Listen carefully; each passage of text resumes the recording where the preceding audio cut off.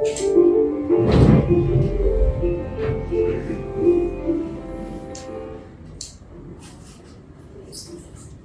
noite a todos. Sejam todos bem-vindos, encarnados e desencarnados. Mais uma vez agradecemos a oportunidade de estarmos aqui. Agradecendo então a Deus, a Jesus, a Nossa Senhora, pela oportunidade. Agradecendo mais uma vez também a irmã Anastácia e todas as equipes que nos recebem com muito amor, com muito carinho.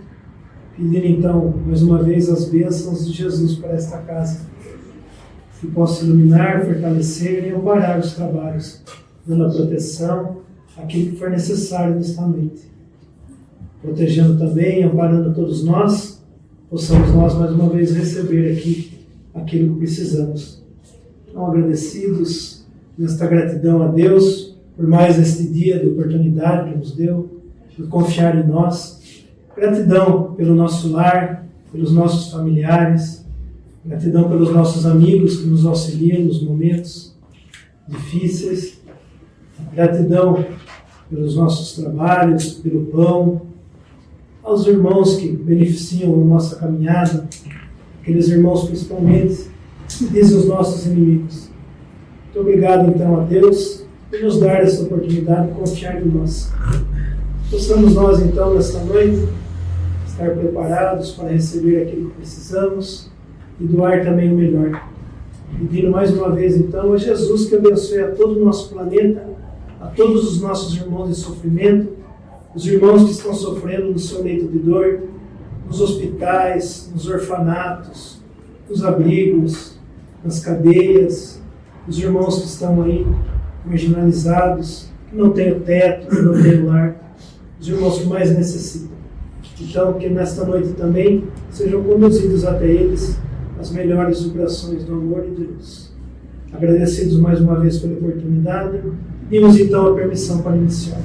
Que assim seja. Pai nosso que estais nos céus, santificado seja o vosso nome. Venha em nós o vosso reino, seja feita a vossa vontade, assim na terra como em todos os lugares. O pão nosso de cada dia nos dai hoje. Perdoai as nossas dívidas, assim como nós perdoamos os nossos devedores. E não nos deixeis cair em tentação, mas livrai-nos de todo mal. Que assim seja. Ave Maria, cheia de graça, o Senhor é convosco. Bendita sois vós entre as mulheres, bendito é o fruto do vosso ventre, Jesus. Santa Maria, Mãe de Jesus, rogai por nós pecadores, agora e para toda a eternidade. Que assim seja, graças a Deus e graças a Jesus. Mais uma vez, boa noite. O Evangelho antes de para nós. Que assim seja.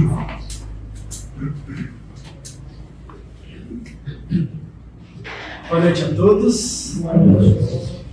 Então nós vamos dar início às nossas atividades. Tem alguém vindo pela primeira vez? Bastante gente hoje. Sejam bem-vindas, seja bem-vindo. Então nós iniciamos sempre com a leitura de um livro. O livro que está sendo trabalhado é um livro que está sendo trabalhado contínuo, é o livro Pão Nosso. É uma psicografia de Emmanuel, de Chico Xavier, ditado pelo Espírito Emmanuel. Então esse livro nós começamos a trabalhá-lo, né, online ali pelo nosso canal do YouTube. E como a gente parou com as lives, né, para ir retomando todos os nossos trabalhos presenciais depois da pandemia, a gente retornou gradualmente. Então nós decidimos trazer o livro também para a nossa noite de quinta-feira. Então a gente está gravando somente para não deixar de alimentar ali, tem um pessoal que já estava acompanhando, e aí nós vamos decidir se após a gente continua gravando o canal. Então vocês desculpem se a gente está também transmitindo ali pela internet. A gente deixa em aberto, se tiver qualquer dúvida, se quiserem fazer comentários. Nosso estudo ele é bem, vamos dizer assim, deve ser bem dinâmico, né? Apesar de eu não deixar muito vocês falarem, que eu não paro de falar. E é meio corridinho para conseguir, quem sabe a gente conseguir tirar o quanto mais de lições aqui do capítulo. Então, hoje nós, nessa sequência, do Evangelho do livro aqui, nós vamos estudar o capítulo 129, que tem como título Ao Partir do Pão. Então, eu gosto sempre de contextualizar, né? Tanto falar do título, normalmente não, todos os capítulos, Emmanuel traz uma passagem do Evangelho, e a partir dessa passagem do Evangelho, ele pega uma linha de raciocínio, né? Então, normalmente é do Novo Testamento ali, e Emmanuel traz para a nossa realidade, para o nosso dia a dia, esse entendimento. Porque as lições evangélicas, elas são muito ricas, né? Então a gente tem várias vertentes de ensinamentos. Ele normalmente direciona em uma delas para nos orientar. Então eu gosto sempre de trazer o contexto da passagem em si ali na Bíblia, ali no Novo Testamento, e depois a gente vem junto com o Emmanuel tentando compreender isso. Então, o título já nos traz um pouco daquilo que nós vamos encontrar na passagem, né? Ao partir do pão. O que significa partir? Vamos para pensar o partir um alimento, né? Nós estamos tomando uma refeição, quando eu vou partir, eu vou fazer o quê? Dividir, né? Compartilhar. Então são duas palavras que já trazem bastante sentido para nós. O partir, ele traz esse sentido de compartilhar. E o quão é importante para nós, nas Escrituras, no Evangelho, o Espiritismo traz o sentido de partilha, de compartilhamento, né? Uma vez que o lema principal nosso é a caridade, fora da caridade não há salvação, então nós podemos já ir puxando um pouquinho por esse lado, apesar de não ser a linha que Emmanuel vai tomar, né? E o pão. E o pão, ele também, dentro do Evangelho, dentro das Escrituras, ele tem um sentido muito importante, né? O pão, como sendo o alimento básico, se a gente pegar aquela sociedade ali de Israel, né, eles tinham o pão como o alimento fundamental, né? Mas o pão, ele também é trazido em muito mais sentidos, né? Só a gente pegar a oração principal que nós temos, que é o Pai Nosso, né? E o pão nosso de cada dia nos dai hoje. Será que Jesus ele está trazendo para nós somente o pão, alimento? Né? Olha o título desse livro. O pão nosso, ele está dando algum pão para nós aqui? Não, mas está dando o pão como alimento, né? Então é o maná, é o alimento. E aqui esse alimento é o alimento do espírito, né? Então o pão como sendo o que vai nutrir o nosso espírito de informações, de esperança, de forças, né? Para a gente poder seguir a nossa caminhada. Então, o título ele já vem trazendo para nós algumas informações, ao partir do pão. E a passagem base, né? O versículo base, ele está no Evangelho de Lucas. Lembrando, né? Lucas foi um dos apóstolos, mas não um apóstolo direto de Jesus, né? Ele não conheceu Jesus pessoalmente. Lucas ele foi muito amigo de Paulo. Lucas era médico, de família abastada, um dos mais cultos, né? Então, nesse contato com Paulo, ele teve contato com Maria, mãe de Jesus, então ele escreveu, deixou ali os seus relatos. Mas não foi discípulo direto de Jesus, não conheceu Jesus pessoalmente. E também, após ali, normalmente os evangelhos principais, eles falam, todos os evangelhos falam até ali a morte de Jesus, né? O Lucas, ele extrapola e traz para nós também os Atos dos Apóstolos, né? Que é contando ali como continuou a mensagem do Evangelho após o desencarne de Jesus. Então essa passagem de Lucas está no capítulo 24, versículo 35. Então eu vou ler a passagem só para a gente entender o que vai ser trazido, tá? E eles lhes contaram o que lhes acontecera no caminho, e como deles foi conhecido ao partir do pão, tá? Então vamos pegar esse capítulo 24, o que estava acontecendo? Jesus já tinha sido morto, né? Tinha desencarnado, mas foram as mulheres ali, se não me engano era Madalena, Maria, como coloca no texto, Maria mãe de Jesus, Maria mãe de Tiago e acho que é uma outra Maria, deixa eu ver se eu tenho aqui. Se tiver aqui depois eu falo para vocês. Então as mulheres foram lá para ver Jesus, mas não tinha mais o corpo de Jesus. Então, ali no sepulcro estava vazio e aparecem dois anjos, né? Dois espíritos luminosos ali, radiantes, e vão falar para elas que Jesus não tinha morrido, né? Uma vez que Jesus matou a morte para nós, né? Porque a morte não existe, somente a morte física, né? Então Jesus não estava o corpo de Jesus ali também. Isso a gente precisa entender, né? A questão do corpo de Jesus nos é tido muitas outras teorias, em especial, né? Porque entendemos nós que o retorno de Jesus não foi de corpo, né? O corpo, uma vez morto, ele não retorna à vida. Isso é biologicamente impossível na nossa realidade. Então Jesus também não transgrediria as leis da natureza. Mas ali o corpo dele não se encontrava. E aquelas mulheres foram levar para os 11 apóstolos ali a mensagem. Nós vamos parar para pensar como que era, né, aquela sociedade. Então, mesmo elas sendo seguidoras de Jesus, ainda havia um grande preconceito quanto às mulheres, né? Então, opa, será que é verdade? Eles descreram delas. E Pedro foi até lá para realmente constatar e viu que o corpo de Jesus não se encontrava lá mesmo. E ali eles ficaram maravilhados, mas ainda ressabiados do que estava acontecendo. Dando sequência no evangelho que Lucas vai contando, então, dois dos discípulos ali, um deles chamava-se Cleofas, eles estavam se dirigindo, né, indo de Jerusalém, porque a morte de Jesus se deu em Jerusalém, eles estavam indo para uma aldeia chamada Emaús.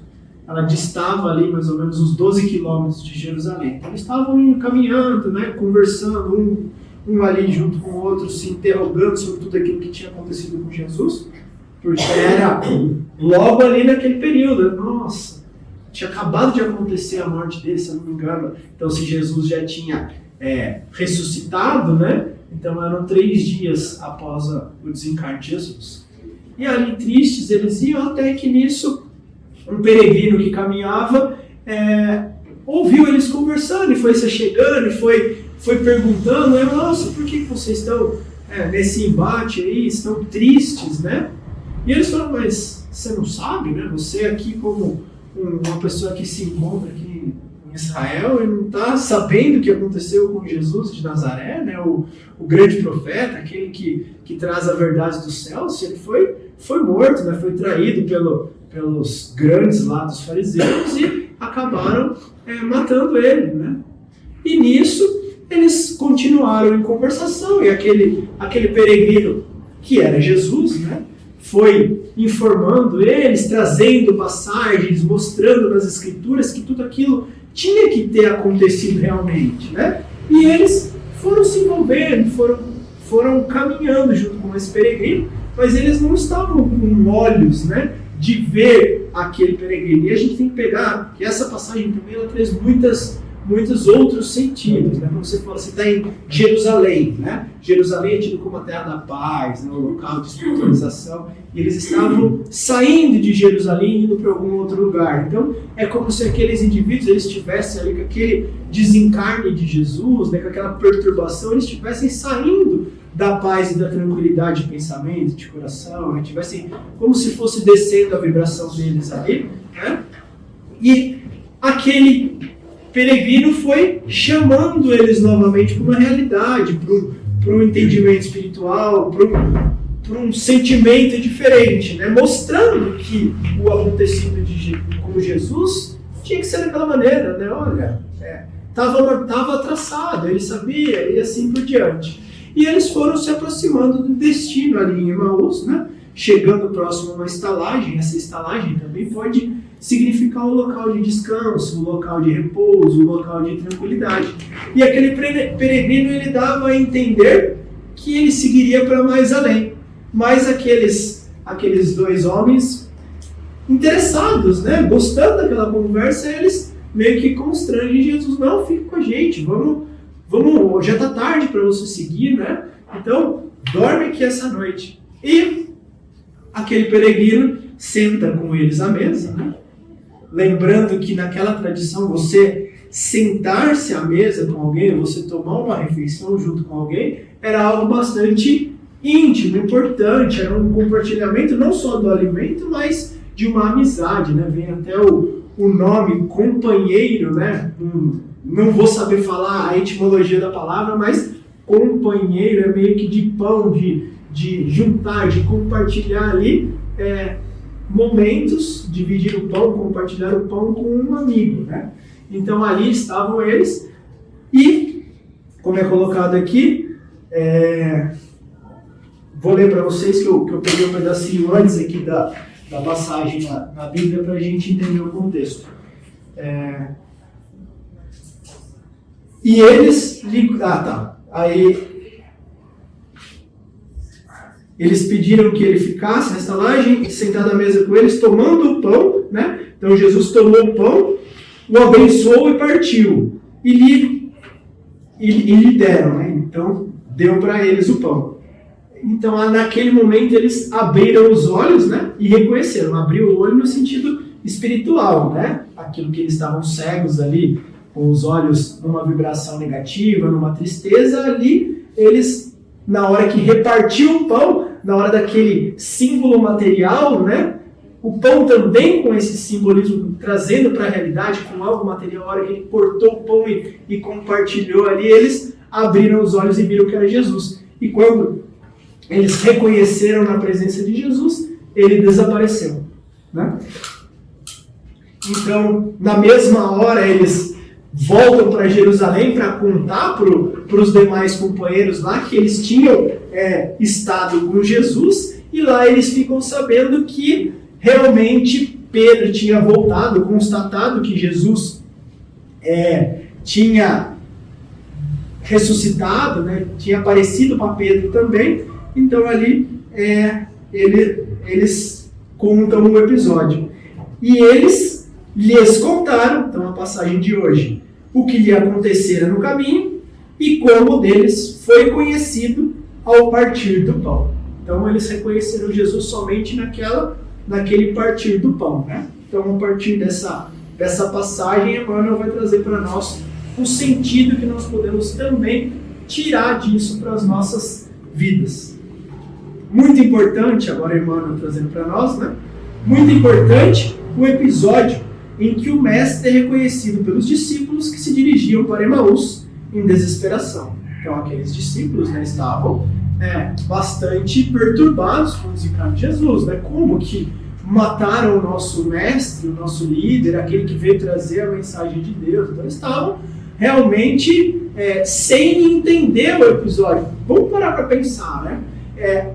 Os judeus, eles tinham como tradição a vinda do Messias, e esse Messias iria salvá-los, iria colocar eles na posição que eles mereciam. Então eles tinham cada um entendimento. Muitos deles até pensavam que o Salvador desceria em carruagens de fogo com as espadas, e ali ele, na guerra, colocaria os judeus no lugar que eles assim achavam, porque eles entendiam-se como um povo escolhido. E como que você é um povo escolhido que só toma pedrada, né? Fica escravo lá no Egito, depois subjugado por Roma, agora o nosso Messias veio. Então eles não tinham tanto entendimento de, nossa, o Messias veio e não aconteceu nada, mataram ele, né? Acabou tudo, né? Então você imagina, para aqueles que não tinham a fé, não entendiam realmente o sentido de tudo aquilo, como que deve ter sido bastante difícil, né? Então eles estavam em desesperação. Jesus seguira-os, qual amigo oculto, fixando-lhes a verdade no coração com as fórmulas verbais carinhosas e doces. Então, na forma daquele peregrino, apesar deles não conseguirem enxergar ali Jesus, né? Mas ele foi conversando com palavras doces, com sua humildade, com seu amor, e foi mudando a vibração deles, né? Vamos parar para pensar no simbolismo de tudo isso. Eles na jornada de descida vibratória, de descida de pensamentos e desesperação, né? Quantos de nós aqui não temos esses momentos?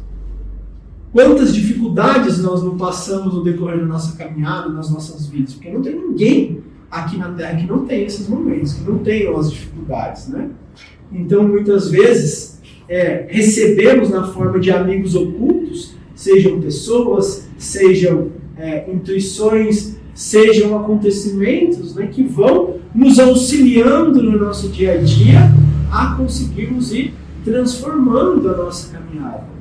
Aqui a gente pode trazer muitos princípios que o Espiritismo traz para nós, né? Se a gente parar para pensar na reencarnação, Nós estamos aqui novamente, retornando para uma nova oportunidade. Por que uma nova oportunidade? Porque nós tivemos diversas antes e não conseguimos, na totalidade, aprender.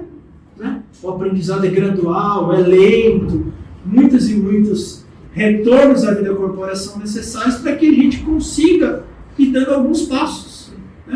Então, a espiritualidade, ela vem nos colocando no caminho as situações e os auxílios que nos são necessários para que a gente consiga despertar e consiga realmente ir melhorando, aprendendo. Então, muitas das situações, muito auxílio nos é concedido todo o tempo e muito daquilo que a gente ainda não consegue compreender e enxergar como sendo auxílio. Às vezes vem uma doença e a gente acha que é o fim, que é uma coisa horrível e a gente chega até mesmo a, vamos dizer assim, se revoltar.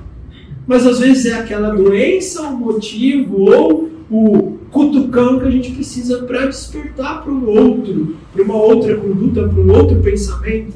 Às vezes é na dor e na dificuldade que nós despertamos e aprendemos e damos alguns passos além, que é o objetivo principal de cada um. Mas ainda no estágio que nós encontramos, nós estamos igual burro de carroça, nós estamos com tapa. Se a gente olhar para o lado, vamos dar coice na carroça. Então a gente está ali, fechado, seguindo a nossa vida. Nossa, meu mundo caiu, as dificuldades vieram, eu não sei mais o que fazer, eu vou dar fim na minha vida, eu não tenho mais esperança. E nós não conseguimos enxergar que são oportunidades para a gente aprender, para a gente pensar diferente, para a gente, quem sabe, dar passos além. Quantas e quantas situações de desespero já aconteceram com a gente que depois de muito tempo a gente fala, nossa, que bom que foi daquele jeito, que bom que não deu certo, que bom que não foi do jeito que eu queria. Aquela pessoa que, como eu amava ela, não deu certo quando eu falei, nossa, se eu tivesse ficado com aquela pessoa que estava zebrada a coisa. Então, quantas situações a gente entende que vão passando por nossas vidas e nós vamos extraindo aprendizados, vamos transformando no que nós somos hoje, vamos moldando e quem sabe esse aperfeiçoamento vai vindo, Então aqui, grande parte do caminho foi atravessada em companhia daquele homem, amoroso e sábio, que ambos, os dois viajantes ali, interpretaram por generoso e simpático desconhecido. E somente, ao partir do pão, reconheceram o mestre muito amado. Então vamos parar para pensar, Ele está colocando, o que nós somos aqui na Terra? É um outro simbolismo muito utilizado. Nós não somos viajantes. Nossa morada verdadeira é o plano espiritual, porque nós somos espíritos.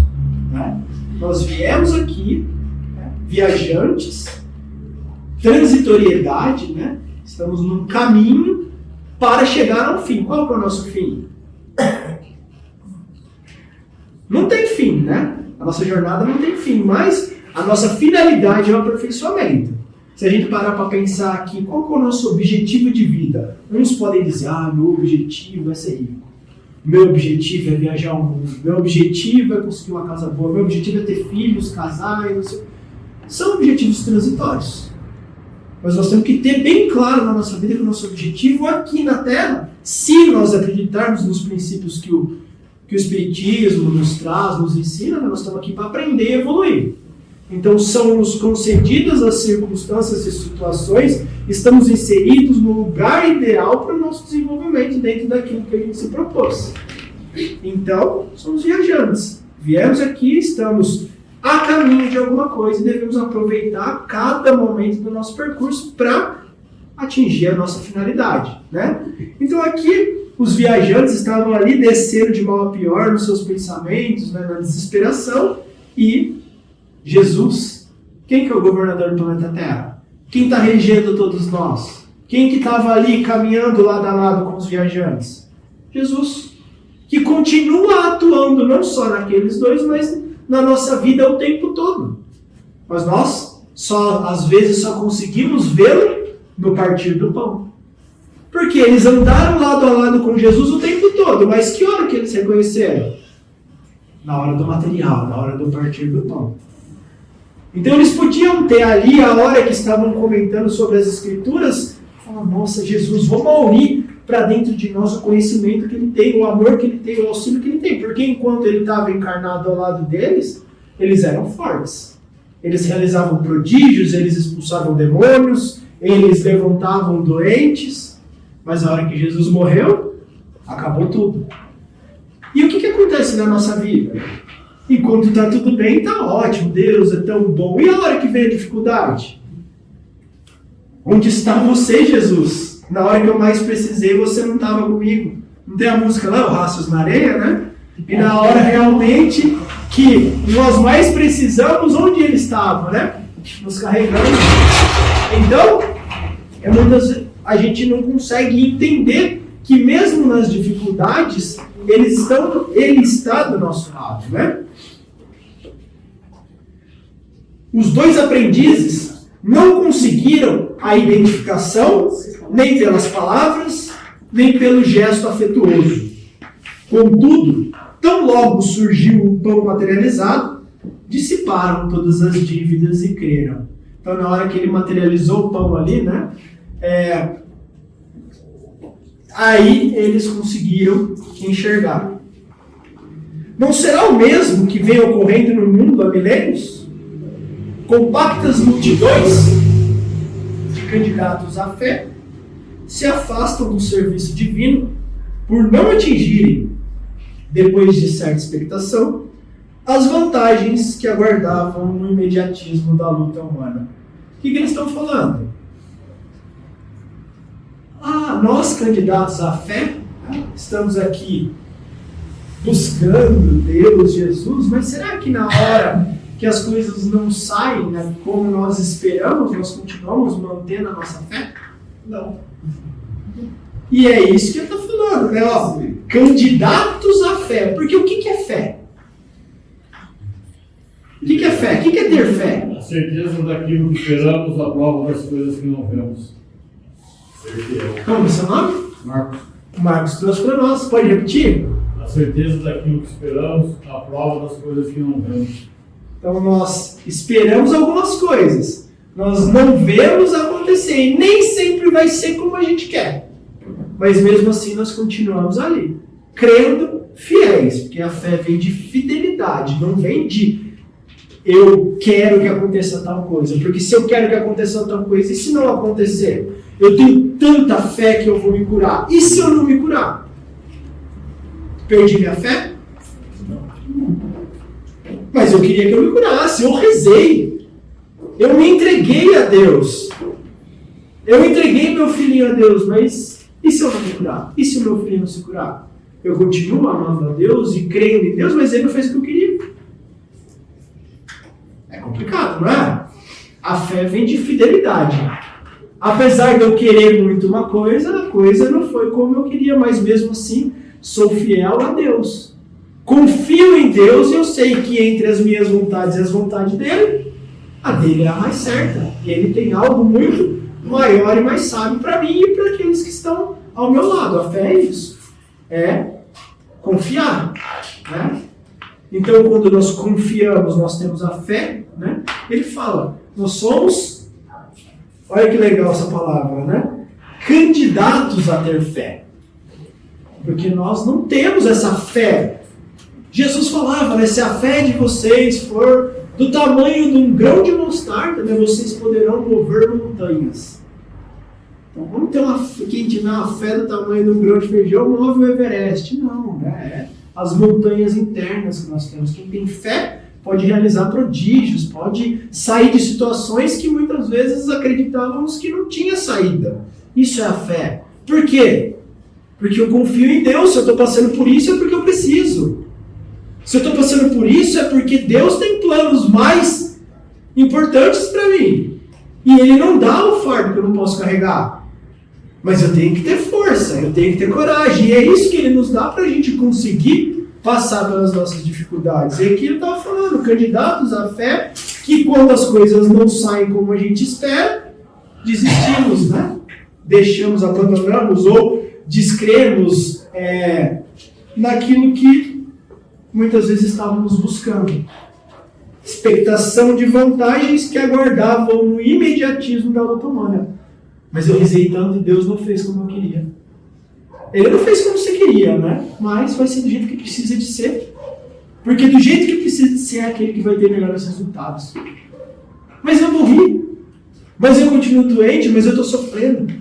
Se a gente enxergar só do agora e do ponto de vista imediatista, mas nós não conseguimos nos enxergar como espíritos.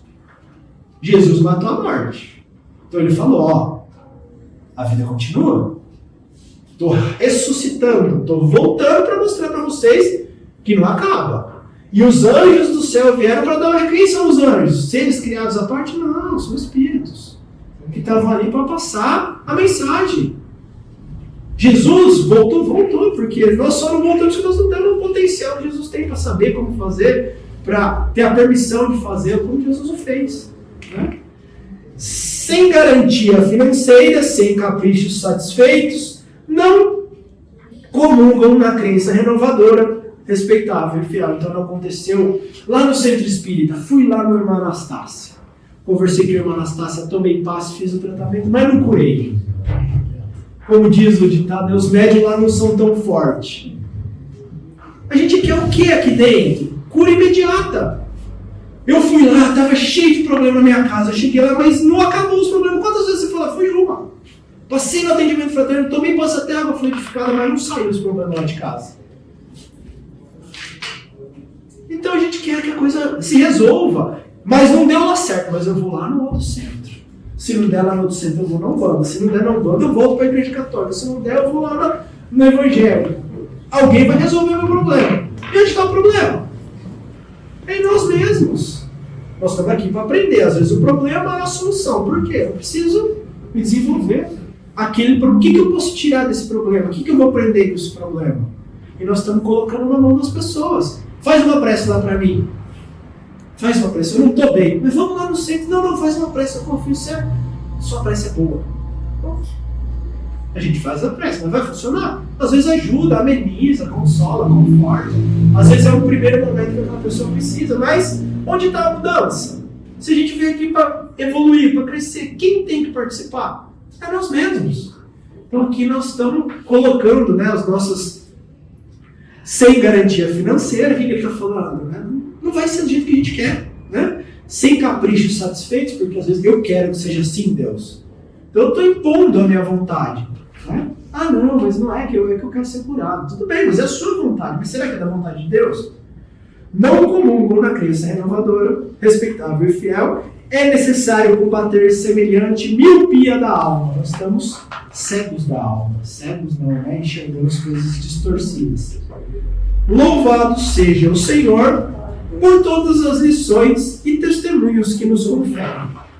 Mas continuará muito longe da verdade se o procuras apenas na divisão dos bens fragmentários e perecíveis. Ele está falando, se a gente está procurando Jesus na divisão dos bens que dá para partir, né, dos bens materiais, daquilo que é perecível. O que é perecível? Que estraga. O que é perecível aqui na Terra? Matéria. O que é? Matéria. E o que é matéria? O que não é matéria?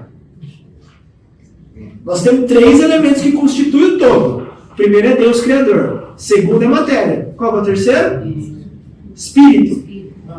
Certo? Isso aqui constitui tudo. Tudo que tem aqui, se não é matéria, não é Deus, é Espírito.